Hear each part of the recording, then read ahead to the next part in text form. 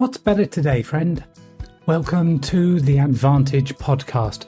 I'm thrilled that you've joined me here as I share trivia, tips, troubles and tales, guiding you in the art and behavioural neuroscience to unstuck your true potential in expert leadership so that you can have joy at work and your team has purposeful unity of cohesion and effort.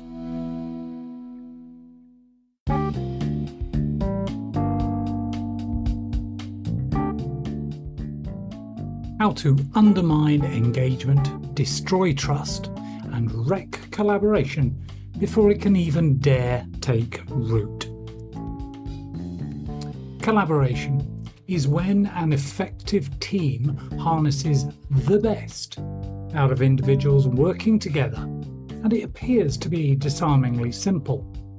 The definition of collaboration is to work with another person or group in order to achieve or do something.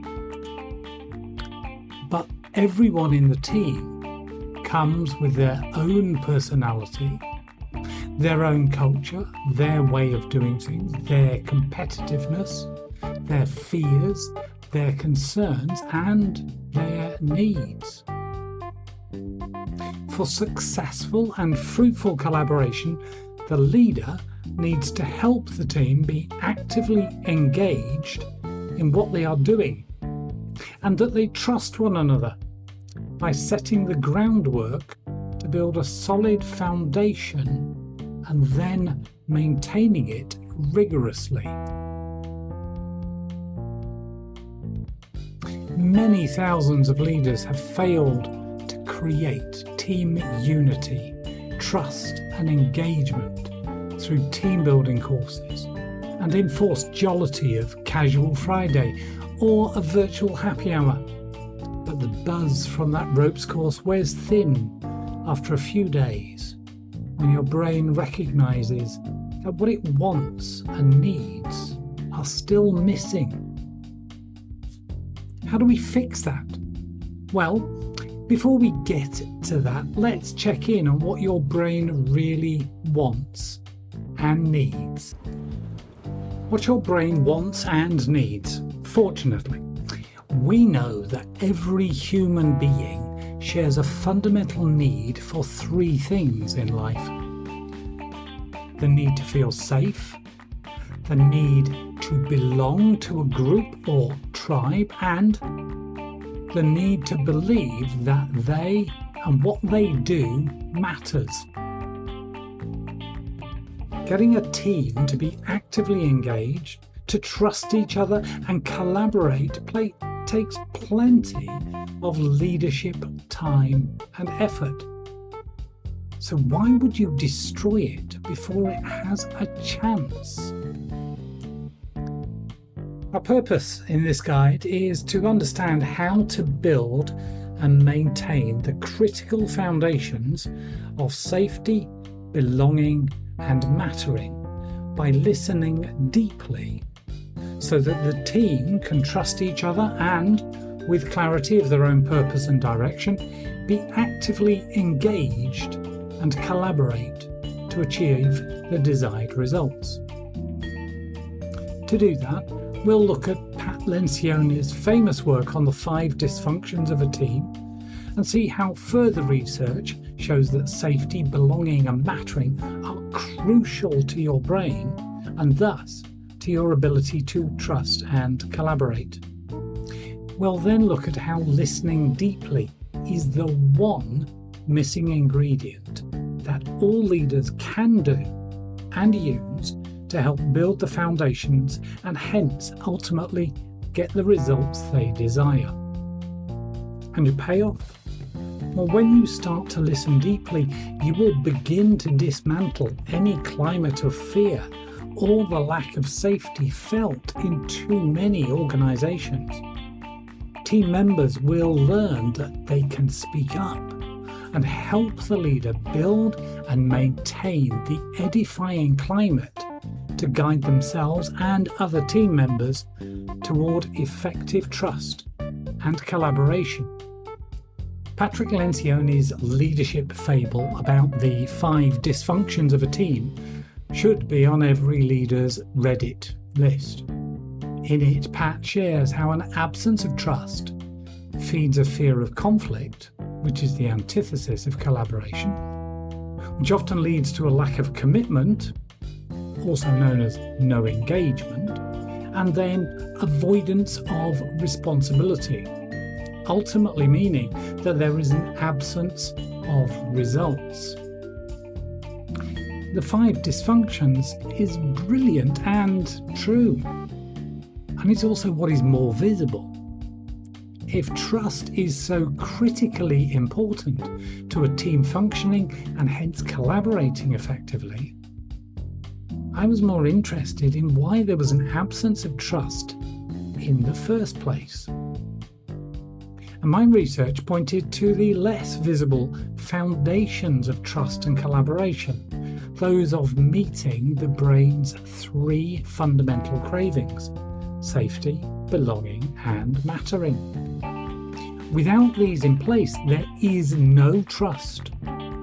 Without trust, there are no results. And who is actively engaged if they don't believe that they belong and matter?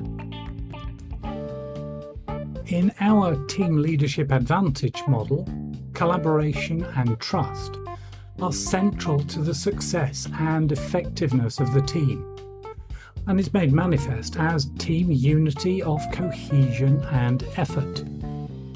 It's the how-to of the 5 dysfunctions. Our research into successful teams and organisations over the past 4 decades shows that this is true only when purpose and values, talent and potential, command intent, and influential communications are all aligned to achieve that success.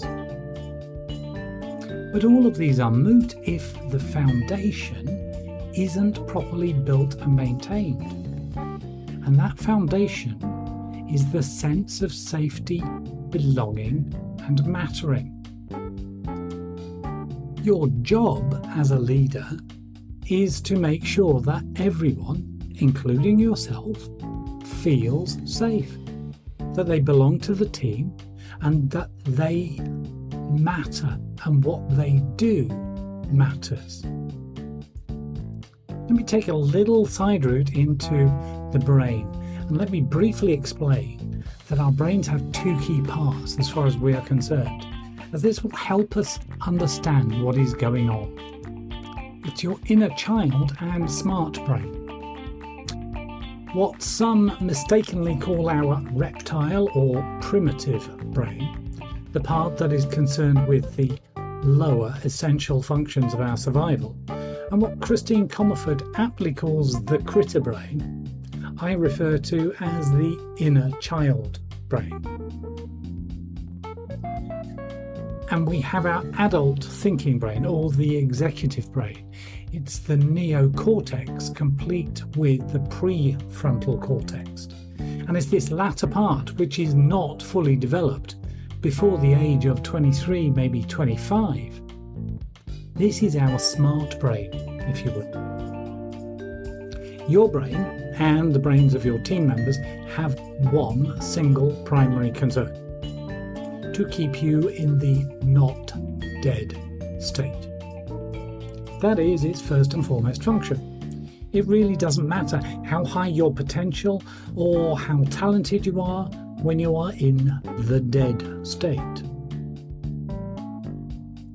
When the world around us becomes even a little bit uncertain, your brain is marvellously designed to allow your inner child brain to take charge of survival, a task to which it is particularly well suited.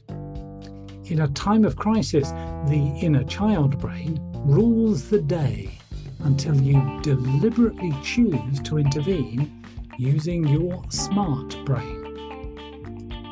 On any normal day, your inner child brain is assessing the environment, asking 3 questions. Am I safe? Do I belong? And do I matter? This isn't a once-in-a-while process, it is every minute of every single day. Am I safe is simply checking your surroundings for threats. An all is well response allows your brain to relax for a brief moment, and if this extends for some time, you will physically relax and your brainwaves will slow down. When am I safe gets the answer no, then the amygdalae are brought swiftly into the action. The stress hormone norepinephrine triggers your body to produce adrenaline, ready for freeze, flight, or fight. If the threat is judged to be imminent, the "do I belong" question may get out to check on the whereabouts of fellow tribe members. After all, who wants to face a ravenous wolf alone? If there is a wolf, the "do I matter" question probably doesn't even get a cursory glance.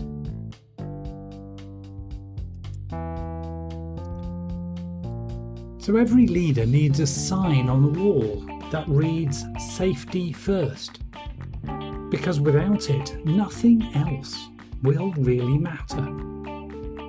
Surely you're exaggerating, John. Not at all, and it's most evident in a time of crisis. A crisis is, by definition, a time of intense difficulty or danger, even if you experience it only through a social media feed or a news bulletin. Our safety is threatened in a crisis, and in times of difficulty or danger, we're usually better off with our tribe on our side. At least then we might stand a chance of survival, let alone emerging triumphant and ready for the post-crisis world. And a great leader knows this, listens to the concerns of the team, and pulls and energizes the team together toward a clear and tangible intended goal. Even when there is no immediate crisis, safety is the single most important factor in determining team performance success, as Google discovered in their Project Aristotle. Psychological safety is the number one factor in determining a team's effectiveness. Google's Project Aristotle sought to find the secrets of effective teams, and they were very surprised when the finding was that psychological safety was by far the most important factor that determined whether a team would be effective or not. Dependability, which refers to belonging, was number two, and meaning and impact, which means mattering, fourth and fifth, respectively. Structure and clarity was found to be the third factor, and that's something we discuss in our Command Intent guide. The 5 factors that Google discovered through Project Aristotle for team effectiveness: psychological safety, dependability, structure and clarity, meaning and impact. And Reverend Billy Graham has said safety is a big deal. It's why we seek committed relationships and high-paying jobs. That's also why it's devastating when spouses leave and jobs are eliminated. Amy Edmondson's research on psychological safety bears this out, as did Edgar Schein's research all those years ago in the 1960s. And Dale Carnegie, well, he wrote the book with the answer 100 years ago. That is, we've known for many decades that psychological safety is a critical foundation for team effectiveness, trust and collaboration. And yet, well, I have a little news for you. It might come as a bit of a shock. Unless you are listening deeply to your team members, they are not feeling safe, that they belong, nor that they matter. Yes, it's possible that they have enough chutzpah and self-love to deal with it and still deliver, but you're not getting as much from them as you could be. Okay, I've got myself ahead, so let me backtrack. Think about a leader you personally admire. Now, this is preferably somebody who has been a leader in your life, but if that's not possible, how about someone you know well enough, even if they're in the grave?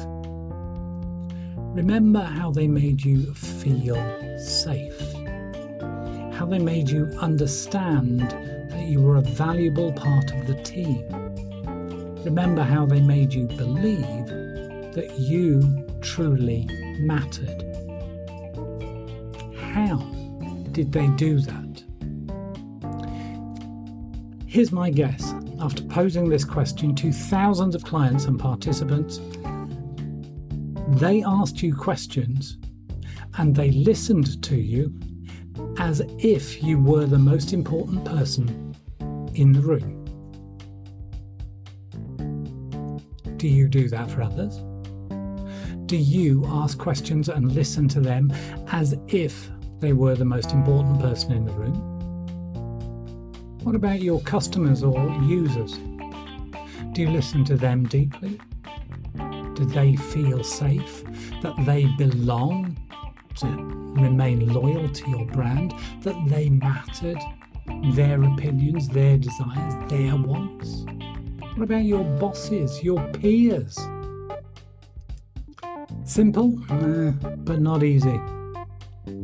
Asking questions and listening deeply as if they are the most important person in the room seems simple enough, but it's not easy. Listening deeply takes effort, and most leaders, most people even, are too lazy to bother, and we all have a listening villain.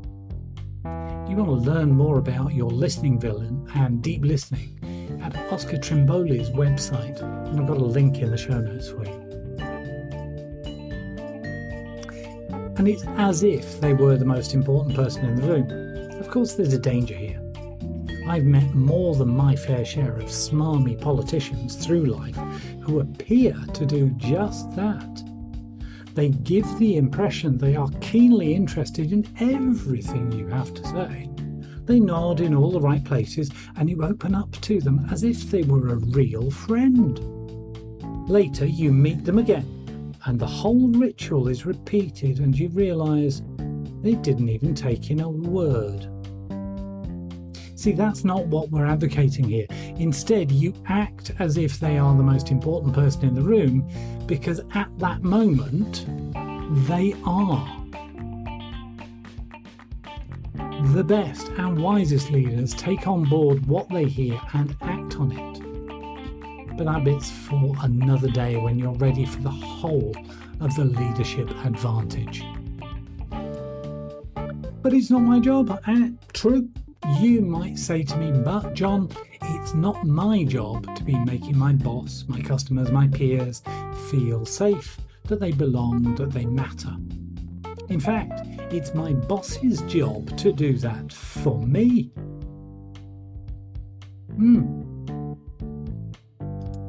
Let me remind you of a few corporate failures. Volkswagen's Jetta emissions scandal. The Wells Fargo bank account fraud scandal. Nokia and their failure. The Columbia and Challenger shuttle disasters. Maybe you're old enough to remember the Tenerife airport disaster. You'll certainly have heard of Uber's record-breaking scandal history and the Me Too movement that swiftly followed. What about the meltdown at Chernobyl? More recently, the Fukushima Daiichi nuclear disaster. You remember the Enron scandal? What about the Deepwater Horizon oil spill? Or something even more recent, Wirecard. All of these are well-documented examples of how the lack of open, candid, deep listening by senior leadership at the very top and throughout the organisation, they created a climate of fear of speaking up, even when lives were at stake.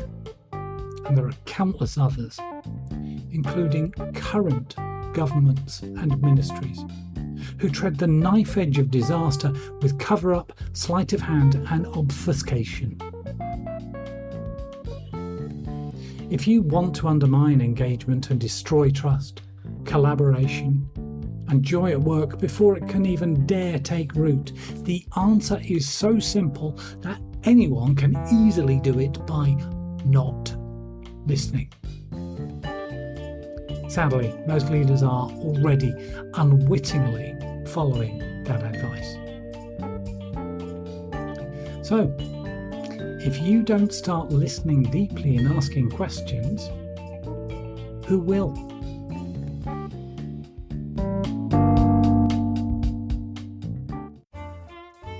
Thank you so much for joining me, Dr. John Kenworthy, and for being fully present for this edition of the Advantage podcast, sharing trivia, tips, troubles and tales, guiding you in the art and neuroscience of expert leadership.